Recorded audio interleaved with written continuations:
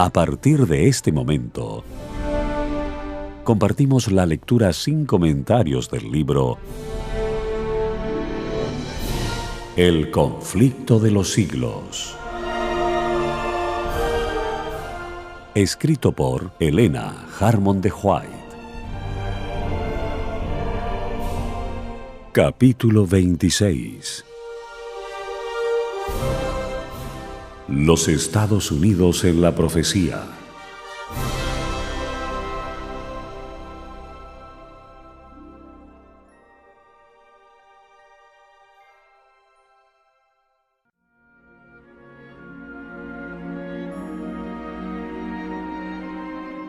Fue abierto el templo de Dios en el cielo, y fue vista en su templo el arca de su pacto.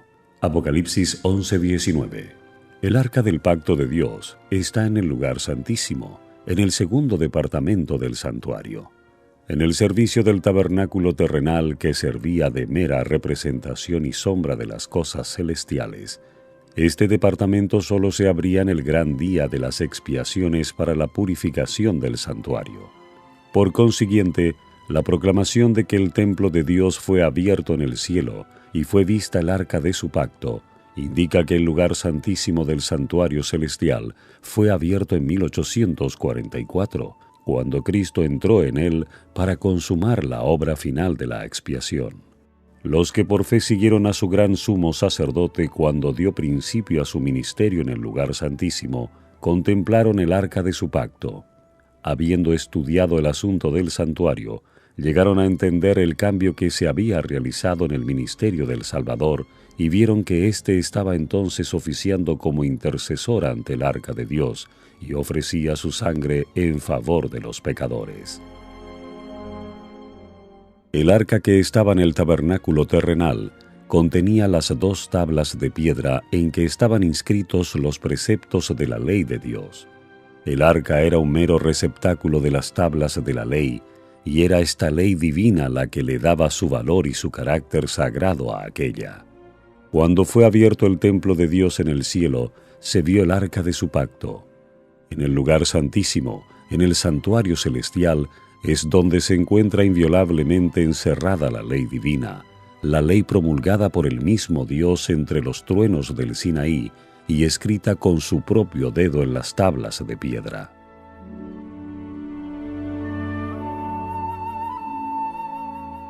La ley de Dios que se encuentra en el santuario celestial es el gran original del que los preceptos grabados en las tablas de piedra y consignados por Moisés en el Pentateuco eran copia exacta. Los que llegaron a comprender este punto importante fueron inducidos a reconocer el carácter sagrado e invariable de la ley divina. Comprendieron mejor que nunca la fuerza de las palabras del Salvador. Hasta que pasen el cielo y la tierra, ni siquiera una jota ni un tilde pasará de la ley. Mateo 5:18. Como la ley de Dios es una revelación de su voluntad, un trasunto de su carácter, debe permanecer para siempre como testigo fiel en el cielo. Ni un mandamiento ha sido anulado, ni un punto ni un tilde han sido cambiados. Dice el salmista: «Hasta la eternidad, oh Jehová, tu palabra permanece en el cielo. Seguros son todos sus preceptos, establecidos para siempre jamás». Salmos 119:89, 111, 7 y 8.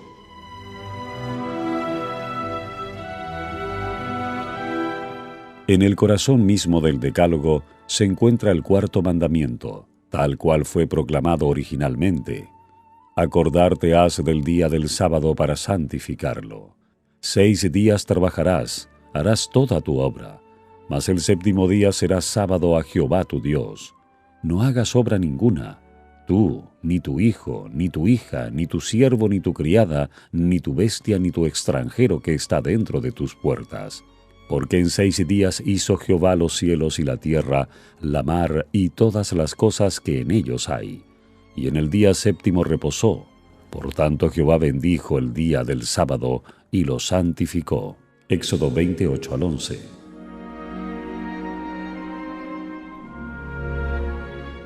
El Espíritu de Dios obró en los corazones de esos cristianos que estudiaban su palabra y quedaron convencidos de que, sin saberlo, habían transgredido este precepto al despreciar el día de descanso del Creador.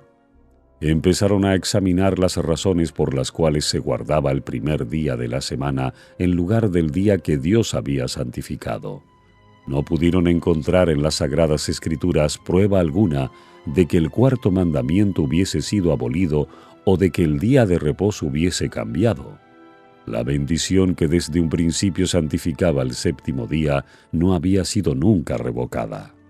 Habían procurado honradamente conocer y hacer la voluntad de Dios.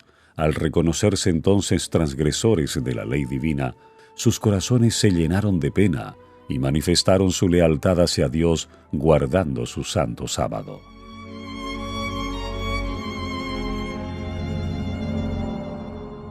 Se hizo cuanto se pudo por conmover su fe.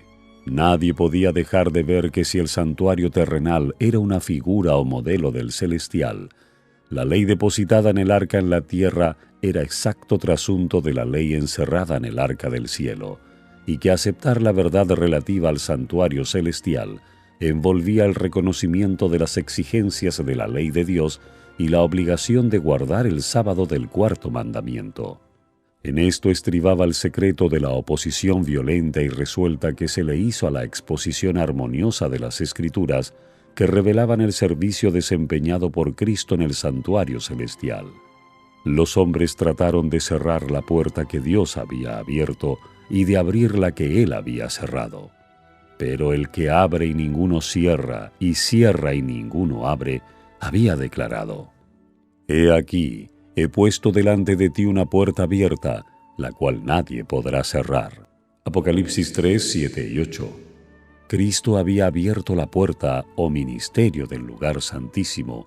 La luz brillaba desde la puerta abierta del santuario celestial y se vio que el cuarto mandamiento estaba incluido en la ley allí encerrada. Lo que Dios había establecido, nadie podía derribarlo.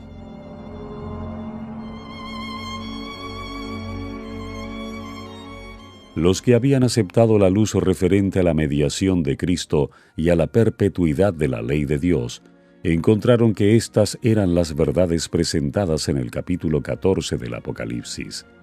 Los mensajes de este capítulo constituyen una triple amonestación, que debe servir para preparar a los habitantes de la tierra para la segunda venida del Señor.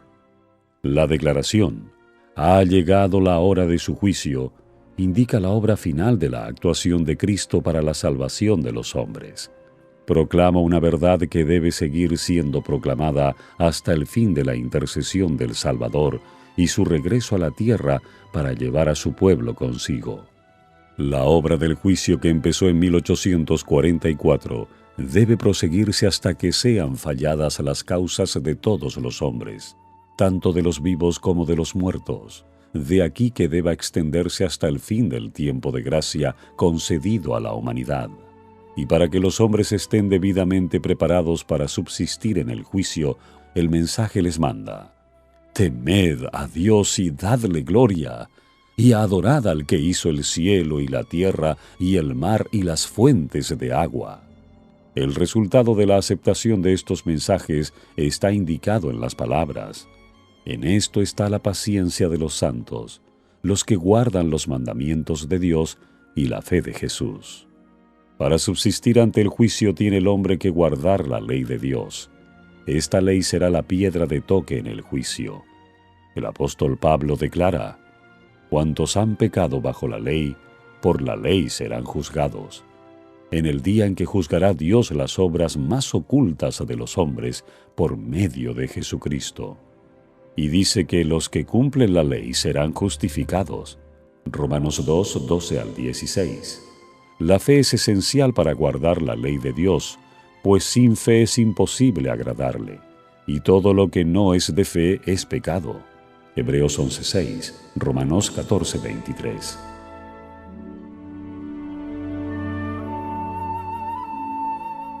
El primer ángel exhorta a los hombres a que teman al Señor y le den honra, y a que le adoren como Creador del cielo y de la tierra. Para poder hacerlo, deben obedecer su ley. El sabio dice: Teme a Dios y guarda sus mandamientos, porque esto es la suma del deber humano. Eclesiastés 12:13. Sin obediencia a sus mandamientos, ninguna adoración puede agradar a Dios. Este es el amor de Dios, que guardemos sus mandamientos. El que aparte sus oídos para no escuchar la ley, verá que su oración misma es cosa abominable. Primera de Juan 5:3, Proverbios 28:9.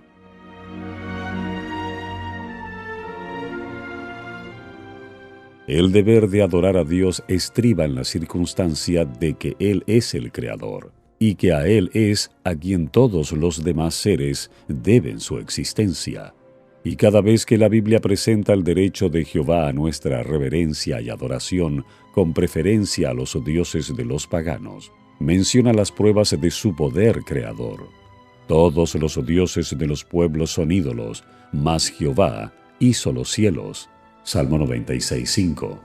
¿A quién pues me compararéis para que yo sea como Él? Dice el Santo.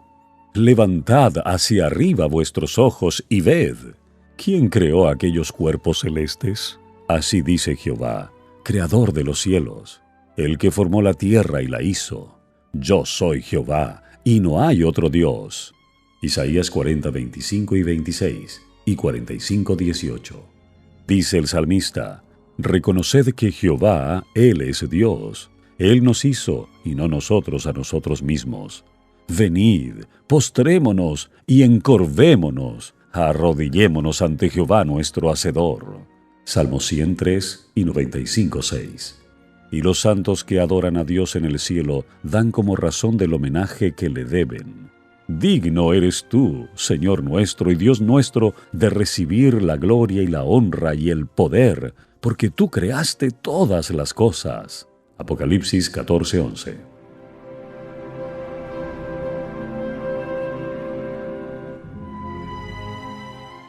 En el capítulo 14 del Apocalipsis se exhorta a los hombres a que adoren al Creador, y la profecía expone a la vista una clase de personas que, como resultado del triple mensaje, guardan los mandamientos de Dios.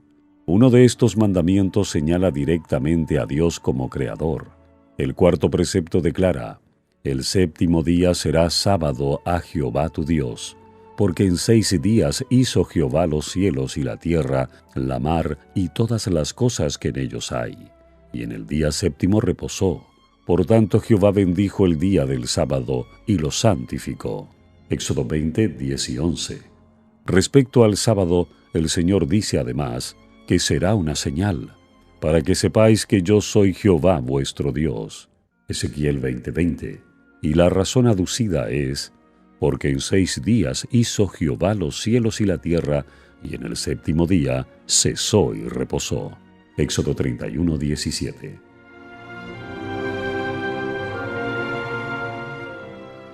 La importancia del sábado como institución conmemorativa de la creación consiste en que recuerda siempre la verdadera razón por la cual se debe adorar a Dios, porque Él es el Creador y nosotros somos sus criaturas. Por consiguiente, el sábado forma parte del fundamento mismo del culto divino, pues enseña esta gran verdad del modo más contundente, como no lo hace ninguna otra institución. El verdadero motivo del culto divino, no tan solo del que se tributa en el séptimo día, sino de toda adoración, reside en la distinción existente entre el Creador y sus criaturas. Este hecho capital no perderá nunca su importancia ni debe caer nunca en el olvido. Por eso, es decir, para que esta verdad no se borrara nunca de la mente de los hombres, instituyó Dios el sábado en el Edén, y mientras el ser Él nuestro Creador siga siendo motivo para que le adoremos, el sábado seguirá siendo señal conmemorativa de ello. Si el sábado se hubiese observado universalmente, los pensamientos e inclinaciones de los hombres se habrían dirigido hacia el Creador como objeto de reverencia y adoración, y nunca habría habido un idólatra, un ateo o un incrédulo. La observancia del sábado es señal de lealtad al verdadero Dios, que hizo el cielo y la tierra y el mar y las fuentes de agua. Resulta pues que el mensaje que manda a los hombres adorar a Dios y guardar sus mandamientos los ha de invitar especialmente a observar el cuarto mandamiento.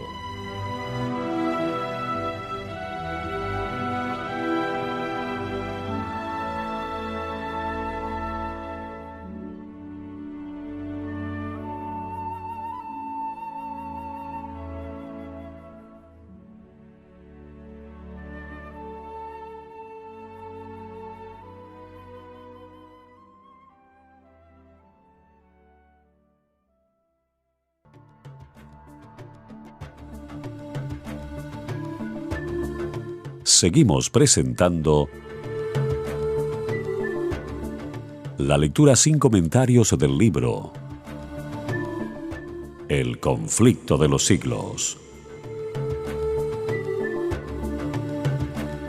Capítulo 26. Los Estados Unidos en la profecía.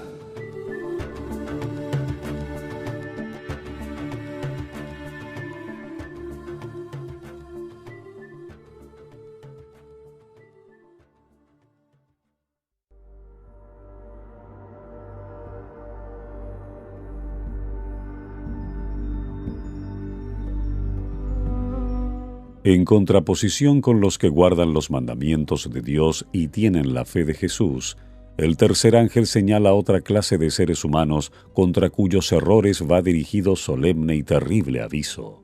Si alguno adora a la bestia y a su imagen, y recibe su marca en su frente o en su mano, él también beberá del vino de la ira de Dios. Apocalipsis 14, 9 y 10. Para comprender este mensaje hay que interpretar correctamente sus símbolos, que representan la bestia, la imagen, la marca. La hilación profética en la que se encuentran estos símbolos empieza en el capítulo 12 del Apocalipsis con el dragón que trató de destruir a Cristo cuando nació. En dicho capítulo vemos que el dragón es Satanás. Apocalipsis 12:9. Fue él quien indujo a Herodes a procurar la muerte del Salvador. Pero el agente principal de Satanás, al guerrear contra Cristo y su pueblo durante los primeros siglos de la era cristiana, fue el Imperio Romano, en el cual prevalecía la religión pagana. Así que si bien el dragón representa primero a Satanás, en sentido derivado es un símbolo de la Roma pagana. En el capítulo 13 se describe otra bestia, parecida a un leopardo, a la cual el dragón dio su poder y su trono y grande autoridad. Este símbolo, como lo han creído la mayoría de los protestantes, representa al papado, el cual heredó el poder y la autoridad del antiguo Imperio Romano. Se dice de la bestia parecida a un leopardo, le fue dada una boca que hablaba cosas grandes y blasfemias, y abrió su boca para decir blasfemias contra Dios, para blasfemar su nombre y su tabernáculo, y a los que habitan en el cielo, y le fue permitido hacer guerra contra los santos y vencerlos, y le fue dada autoridad sobre toda tribu y pueblo y lengua y nación. Esta profecía, que es casi la misma que la descripción del cuerno pequeño en Daniel 7, se refiere sin duda al papado. Le fue dada autoridad para hacer sus obras 42 meses. Y dice el profeta, vi una de sus cabezas como si hubiese sido herida de muerte. Y además, si alguno lleva en cautiverio, al cautiverio irá. Si alguno mata con espada, es preciso que él sea muerto a espada. Los 42 meses son lo mismo que un tiempo y 2 tiempos y la mitad de un tiempo, 3 años y medio, o 1260 días de Daniel 7, el tiempo durante el cual el poder papal debía oprimir al pueblo de Dios. Este periodo, como fue indicado en capítulos anteriores, empezó con la supremacía del papado en el año 538 de Jesucristo y terminó en 1798. Entonces, el papa fue hecho prisionero por el ejército francés. El poder papal recibió su golpe mortal y quedó cumplida la predicción. Si alguno lleva en cautiverio, al cautiverio irá.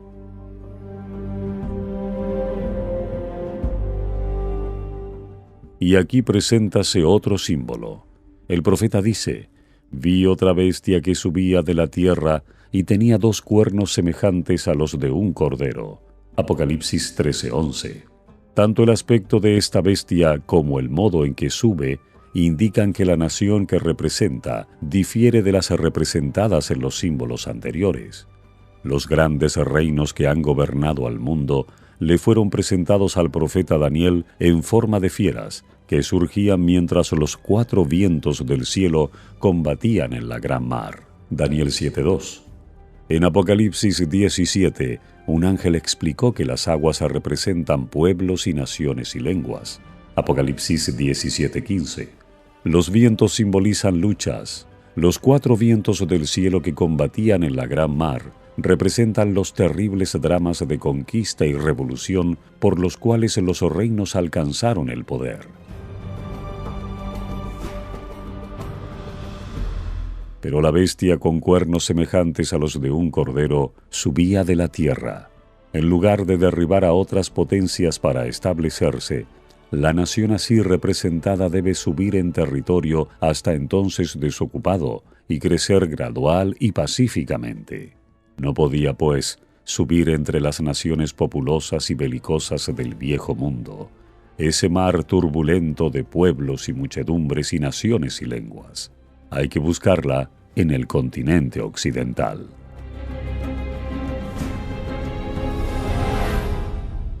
¿Cuál era en 1798 la nación del Nuevo Mundo, cuyo poder estuviera entonces desarrollándose, de modo que se anunciara como nación fuerte y grande, capaz de llamar la atención del mundo?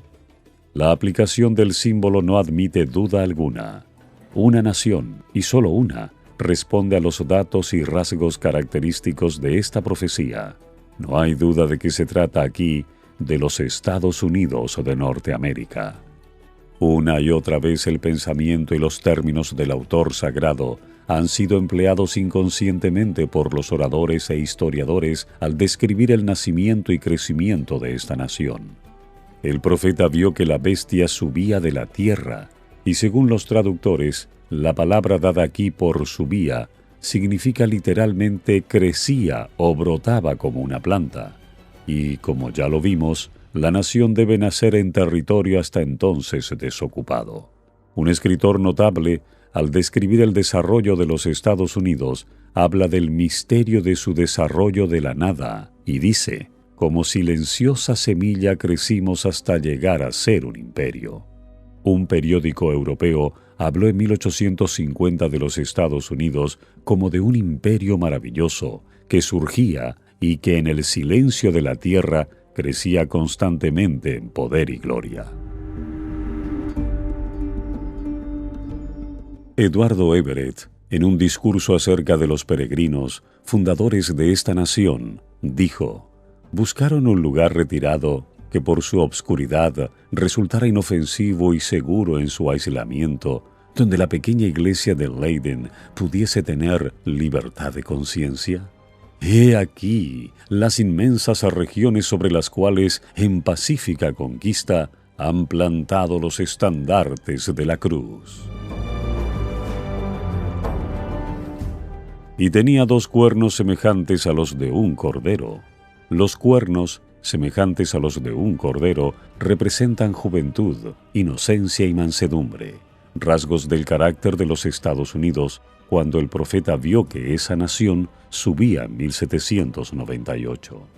Entre los primeros expatriados cristianos que huyeron a América en busca de asilo contra la opresión real y la intolerancia sacerdotal, hubo muchos que resolvieron establecer un gobierno sobre el amplio fundamento de la libertad civil y religiosa. Sus convicciones hallaron cabida en la Declaración de la Independencia, que hace resaltar la gran verdad de que todos los hombres son creados iguales y poseen derechos inalienables a la vida, a la libertad y a la búsqueda de la felicidad. Y la Constitución garantiza al pueblo el derecho de gobernarse a sí mismo y establece que los representantes elegidos por el voto popular promulguen las leyes y las hagan cumplir. Además, fue otorgada la libertad religiosa y a cada cual se le permitió adorar a Dios según los dictados de su conciencia. El republicanismo y el protestantismo vinieron a ser los principios fundamentales de la nación. Estos principios son el secreto de su poder y de su prosperidad. Los oprimidos y pisoteados de toda la cristiandad se han dirigido a este país con afán y esperanza. Millones han fondeado en sus playas, y los Estados Unidos han llegado a ocupar un puesto entre las naciones más poderosas de la tierra. Pero la bestia que tenía cuernos como un cordero hablaba como dragón, y ejerce toda la autoridad de la primera bestia en su presencia, y hace que la tierra y los que en ella habitan adoren a la bestia primera, cuya herida mortal fue sanada, diciendo a los que habitan sobre la tierra que hagan una imagen de la bestia que recibió el golpe de espada y sin embargo vivió. Apocalipsis 13, 11 al 14.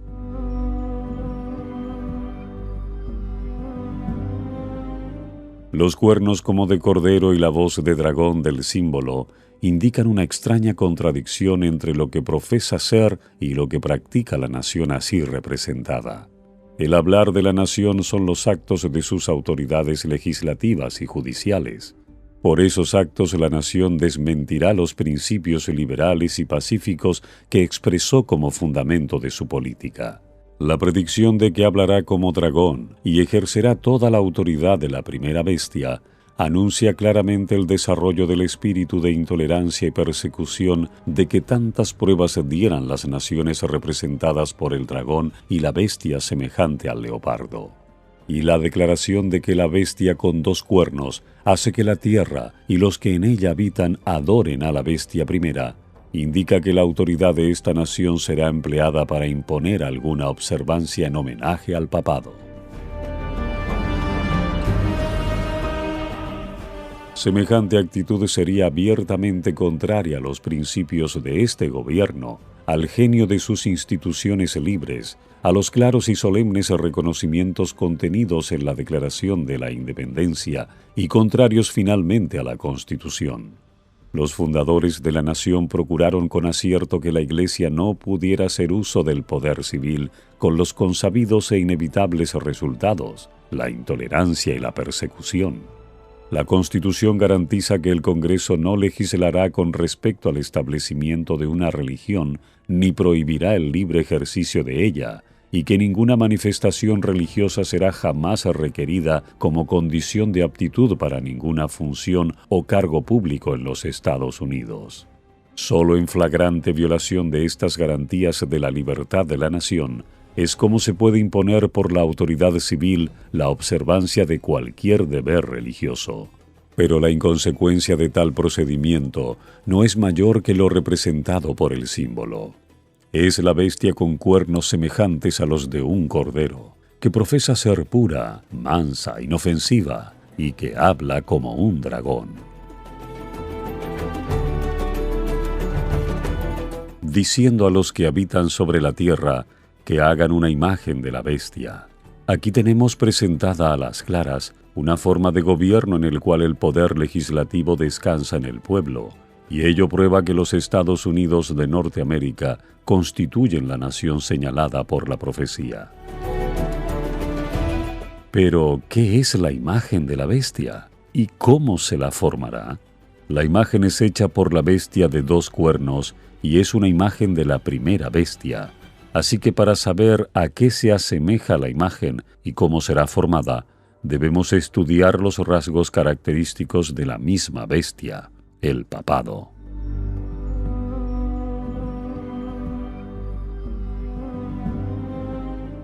Cuando la iglesia primitiva se corrompió al apartarse de la sencillez del Evangelio y al aceptar costumbres y ritos paganos, perdió el espíritu y el poder de Dios, y para dominar las conciencias buscó el apoyo del poder civil.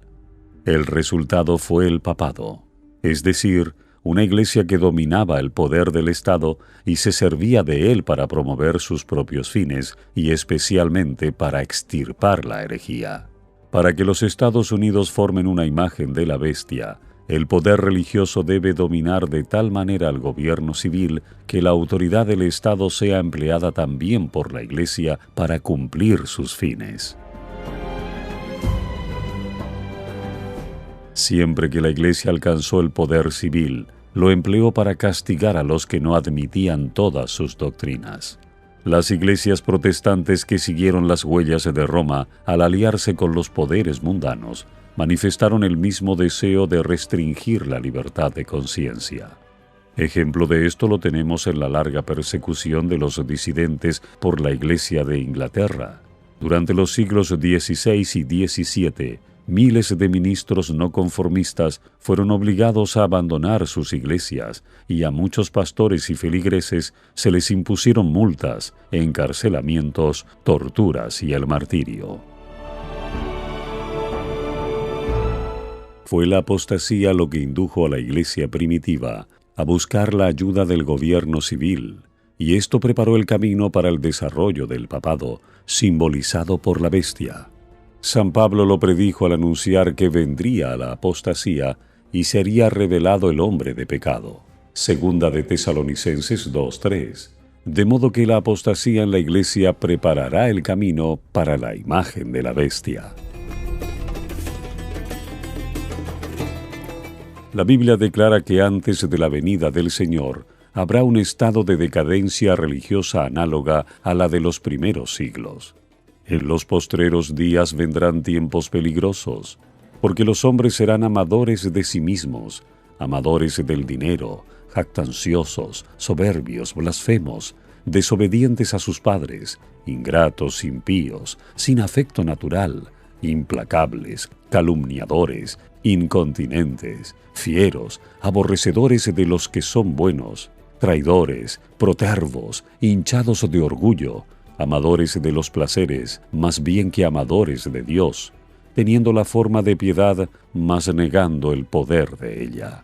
Segunda de Timoteo 3, 1-5. Empero el Espíritu dice expresamente que en tiempos venideros algunos se apartarán de la fe, prestando atención a espíritus seductores y a enseñanzas de demonios. Primera de Timoteo 4:1.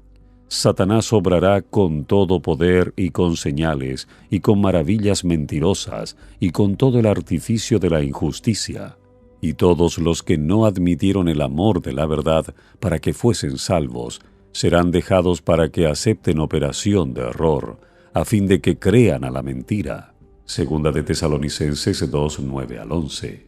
Cuando se haya llegado a este estado de impiedad, se verán los mismos resultados que en los primeros siglos. Muchos consideran la gran diversidad de creencias en las iglesias protestantes como prueba terminante de que nunca se procurará asegurar una uniformidad forzada. Pero desde hace años se viene notando entre las iglesias protestantes un poderoso y creciente sentimiento en favor de una unión basada en puntos comunes de doctrina. Para asegurar tal unión, debe necesariamente evitarse toda discusión de asuntos en los cuales no todos están de acuerdo, por importantes que sean desde el punto de vista bíblico. Carlos Bicha, en un sermón predicado en 1846, declaró que el pastorado de las denominaciones evangélicas protestantes no está formado solo bajo la terrible presión del mero temor humano, sino que vive y se mueve y respira en una atmósfera radicalmente corrompida y que apela a cada instante al elemento más bajo de su naturaleza para tapar la verdad y doblar la rodilla ante el poder de la apostasía. ¿No pasó así con la Iglesia romana? ¿No estamos reviviendo su vida? ¿Y qué es lo que vemos por delante? Otro concilio general, una convención mundial, alianza evangélica y credo universal. Cuando se haya logrado esto, en el esfuerzo para asegurar completa uniformidad, solo faltará un paso para apelar a la fuerza.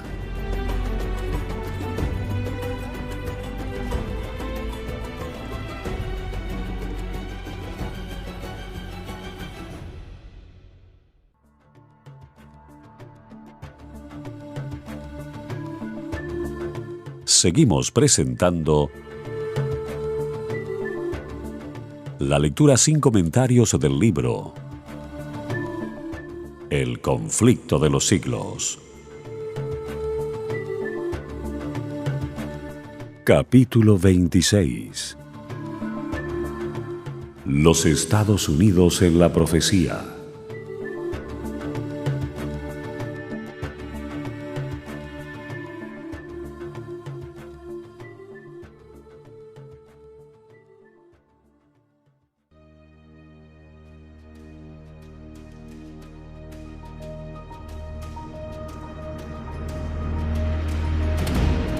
Cuando las iglesias principales de los Estados Unidos, uniéndose en puntos comunes de doctrina, influyan sobre el Estado para que imponga los decretos y las instituciones de ellas, entonces la América protestante habrá formado una imagen de la jerarquía romana y la inflicción de penas civiles contra los disidentes vendrá de por sí sola.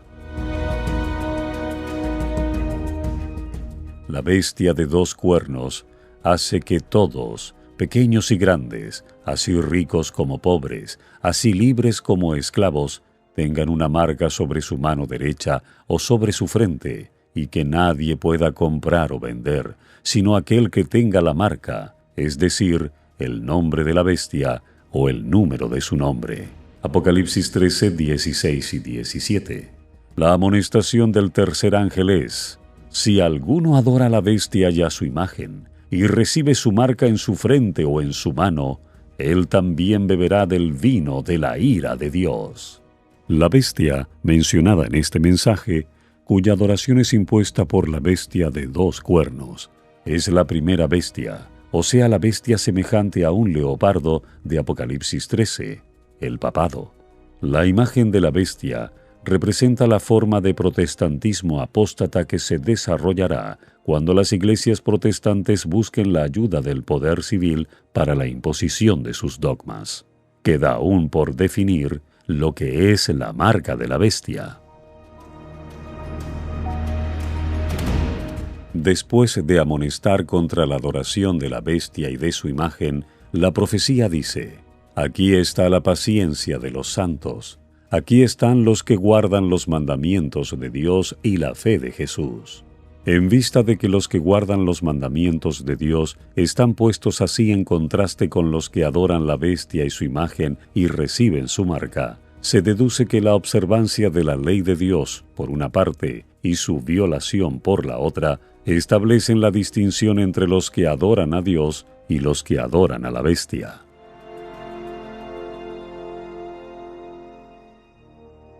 El rasgo más característico de la bestia, y por consiguiente de su imagen, es la violación de los mandamientos de Dios. Daniel dice del cuerno pequeño, o sea, del papado: pensará en mudar los tiempos y la ley. Daniel 7:25. Y San Pablo llama al mismo poder el hombre de pecado que había de ensalzarse sobre Dios. Una profecía es complemento de la otra. Solo adulterando la ley de Dios podía el papado elevarse sobre Dios, y quienquiera que guardase a sabiendas la ley así adulterada, daría honor supremo al poder que introdujo el cambio. Tal acto de obediencia a las leyes papales sería señal de sumisión al Papa en lugar de sumisión a Dios. El papado intentó alterar la ley de Dios. El segundo mandamiento, que prohíbe el culto de las imágenes, ha sido borrado de la ley, y el cuarto mandamiento ha sido adulterado de manera que autorice la observancia del primer día en lugar del séptimo como día de reposo. Pero los papistas aducen para justificar la supresión del segundo mandamiento que éste es inútil, puesto que está incluido en el primero, y que ellos dan la ley tal cual Dios tenía propuesto que fuese entendida. Este no puede ser el cambio predicho por el profeta. Se trata de un cambio intencional y deliberado. Pensará en mudar los tiempos y la ley. El cambio introducido en el cuarto mandamiento cumple exactamente la profecía. La única autoridad que se invoca para dicho cambio es la de la Iglesia. Aquí el poder papal se ensalza abiertamente sobre Dios.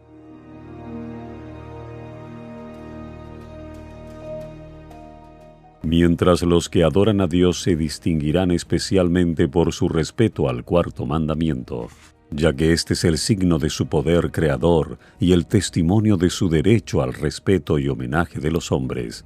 Los adoradores de la bestia se distinguirán por sus esfuerzos para derribar el monumento recordativo del Creador y ensalzar lo instituido por Roma. Las primeras pretensiones arrogantes del papado fueron hechas en favor del domingo, y la primera vez que recurrió al poder del Estado fue para imponer la observancia del domingo como día del Señor. Pero la Biblia señala el séptimo día, y no el primero, como día del Señor. Cristo dijo: «El Hijo del Hombre es Señor aún del sábado». El cuarto mandamiento declara que el día séptimo es día de descanso, consagrado a Jehová. Y por boca del profeta Isaías el Señor lo llama «mi día santo». San Marcos 2:28, Éxodo 20:10, Isaías 58:13.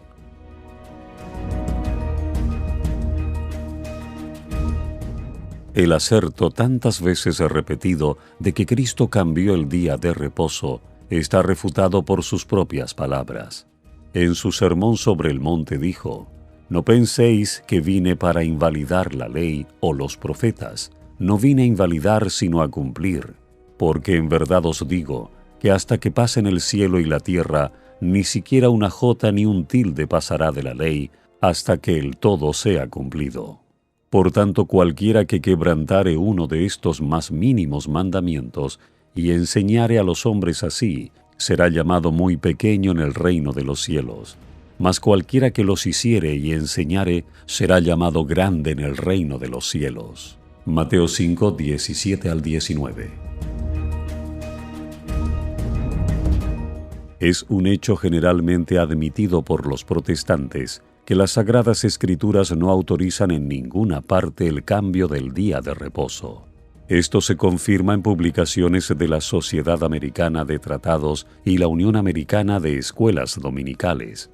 Una de estas obras reconoce que el Nuevo Testamento no dice absolutamente nada en cuanto a un mandamiento explícito en favor del día de reposo, o a reglas definidas relativas a su observancia.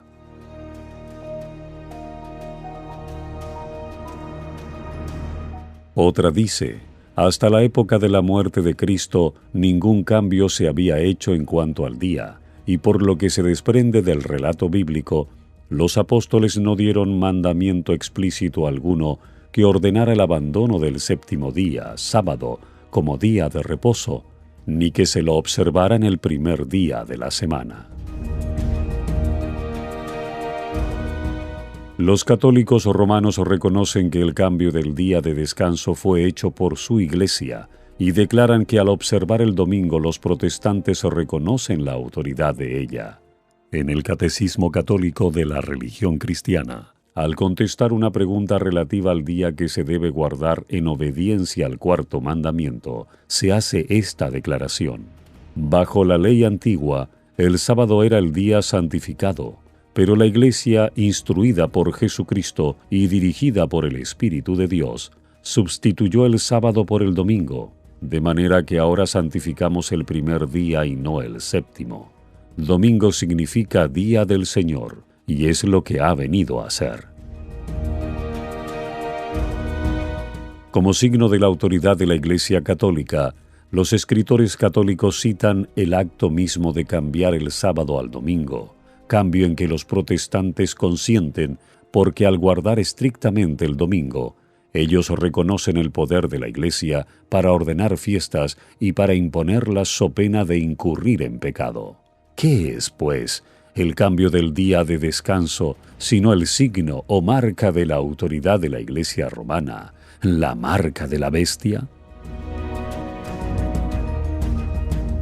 La Iglesia romana no ha renunciado a sus pretensiones a la supremacía, y cuando el mundo y las iglesias protestantes aceptan un día de descanso creado por ella, mientras rechazan el día de descanso de la Biblia, acatan en la práctica las tales pretensiones.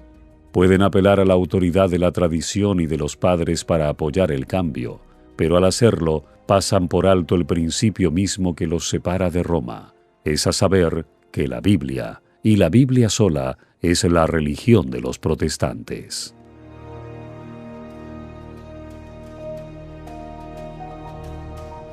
Los papistas pueden ver que los protestantes se están engañando a sí mismos al cerrar voluntariamente los ojos ante los hechos del caso. A medida que gana terreno el movimiento en pro de la observancia obligatoria del domingo, ellos se alegran en la seguridad de que ha de concluir por poner a todo el mundo protestante bajo el estandarte de Roma. Los romanistas declaran que la observancia del domingo por los protestantes es un homenaje que rinden, mal de su grado, a la autoridad de la Iglesia. La imposición de la observancia del domingo por parte de las iglesias protestantes es una imposición de que se adore al papado, o sea, a la bestia. Los que, comprendiendo las exigencias del cuarto mandamiento, prefieren observar el falso día de reposo en lugar del verdadero, rinden así homenaje a aquel poder, el único que ordenó su observancia. Pero por el mismo hecho de imponer un deber religioso con ayuda del poder secular, las mismas iglesias estarían elevando una imagen a la bestia. De aquí que la imposición de la observancia del domingo en los Estados Unidos equivaldría a imponer la adoración de la bestia y de su imagen.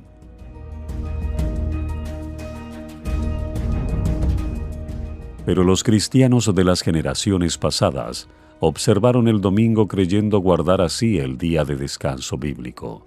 Y ahora hay verdaderos cristianos en todas las iglesias, sin exceptuar la católica romana, que creen honradamente que el domingo es el día de reposo divinamente instituido. Dios acepta su sinceridad de propósito y su integridad, pero cuando la observancia del domingo sea impuesta por la ley, y que el mundo sea ilustrado respecto a la obligación del verdadero día de descanso, entonces el que transgrediere el mandamiento de Dios para obedecer un precepto que no tiene mayor autoridad que la de Roma, honrará con ello al papado por encima de Dios. Rendirá homenaje a Roma y al poder que impone la institución establecida por Roma. Adorará a la bestia y su imagen. Cuando los hombres rechacen entonces la institución que Dios declaró ser el signo de su autoridad y honren en su lugar lo que Roma escogió como signo de su supremacía, ellos aceptarán de hecho el signo de la sumisión a Roma, la marca de la bestia. Y sólo cuando la cuestión haya sido expuesta así a las claras ante los hombres, y ellos hayan sido llamados a escoger entre los mandamientos de Dios y los mandamientos de los hombres, será cuando los que perseveren en la transgresión recibirán la marca de la bestia.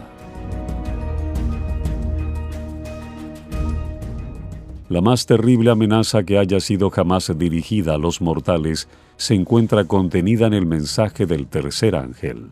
Debe ser un pecado horrendo el que atrae la ira de Dios sin mezcla de misericordia.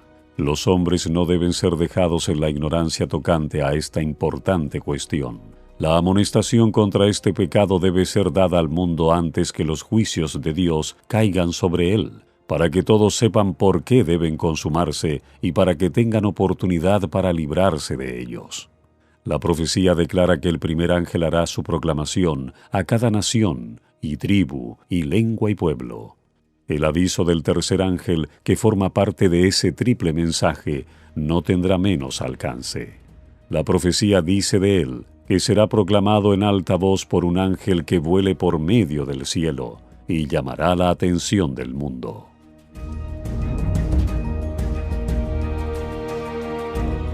Al final de la lucha, toda la cristiandad quedará dividida en dos grandes categorías: la de los que guardan los mandamientos de Dios y la fe de Jesús, y la de los que adoran la bestia y su imagen y reciben su marca. Si bien la Iglesia y el Estado se unirán para obligar a todos, pequeños y grandes, así ricos como pobres, así libres como esclavos, a que tengan la marca de la bestia. Apocalipsis 13:16. El pueblo de Dios no la tendrá. El profeta de Patmos vio que los que habían salido victoriosos de la prueba de la bestia y de su imagen y del número de su nombre, estaban sobre aquel mar de vidrio, teniendo arpas de Dios, y cantaban el cántico de Moisés y del Cordero. Apocalipsis 15:2 y 3.